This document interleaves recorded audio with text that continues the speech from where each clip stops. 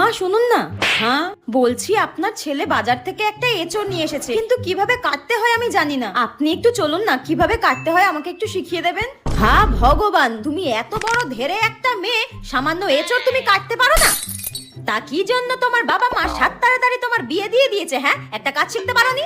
আমার মেয়েকে আমি সবকিছু শিখিয়ে পড়িয়ে তারপর শ্বশুর বাড়িতে পাঠিয়েছি, যাতে শ্বশুর বাড়ির লোকজন আমাকে কোনো কথা শোনাতে না পারে। আর তুমি কি শিখেছো? হ্যাঁ ঠিক আছে মা, যাচ্ছি। হ্যাঁ ওই দেখো, বলতে না বলতে আমার মেয়ে ফোন করেছে। সব কাজ বাজ সেরে তারপর আমাকে ফোন করে। তোমার মতো নাকি মিনিটে মিনিটে বাপের বাড়িতে শুধু ফোন করা? হ্যাঁ মা বল, কেমন আছিস? মা শাশুড়ি শুক্তো রান্না খেতে চেয়েছে, কিভাবে করব বলে দাও। শুক্তো কিভাবে করবি বলে দেবো? ঠিক আছে, তুই এখন রাখ, আমি তোকে পরে বলে দিচ্ছি। ওই কেমন আছি জিজ্ঞাসা করছিল। শুনুন মা, আমি সবই শুনতে পেয়েছি, আপনাকে আর ঢং করতে হবে না। বৌমাকে টাইট করতে গিয়ে নিজেই টাইট হয়ে গেলাম।